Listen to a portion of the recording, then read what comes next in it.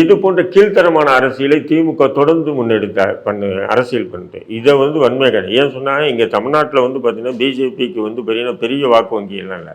இங்கே பிரதான கட்சி என்றால் அதிமுக மட்டும்தான் பிரதான கட்சி. 70 எம்எல்ஏக்கள் இருக்காங்க. கடந்த பாராளுமன்ற தேர்தல் கூட தனியாக நின்று 1 கோடி ஓட்டுகள் வாங்கியிருக்காங்க.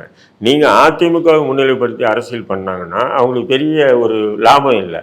ஆனால் பாஜகவை முன்னிலைப்படுத்தி திமுக அரசியல் பண்ணிச்சுன்னு சொன்னால் சிறுபான்மை ஒடுக்கப்பட்ட வாக்குகளை அப்படியே அள்ளுறதுக்காக பண்ணக்கூடிய திட்டம். ஆனால் தான் தொடர்ந்து பாஜக இப்போ வரைக்கும் அவங்க விமர்சனம். பின்ன நீ விஜய் எதுக்கு நீ விஜய்யோ சீமானையோ நீ பாஜக பெற்று கொடுத்தாங்க, பாஜக பெற்றாங்க, பாஜக வேண்டாங்கன்னு இருக்க நீ தேவையில்லையே. அது அவருக்கு அண்ணன் திருமாவளவனுக்கு அது தேவையில்லாத வர விஷயங்கள். அப்போ திமுகவை எவன் எதிர்த்தாலும் உங்களுக்கு நீங்கள் இப்படி தான் விமர்சனம் பண்ணீங்களா? சீமான் பாரதியாருடைய அந்த நிகழ்ச்சியில் கலந்துக்கிட்டாருன்றதுக்காக நீங்கள் விமர்சனம் பண்ணுறீங்க. 2001 நீங்கள் சட்டமன்ற உறுப்பினராக பாஜக கூட்டணியில் இருந்தாலும் சட்டமன்ற உறுப்பினராக நீங்கள் முதல் முறை.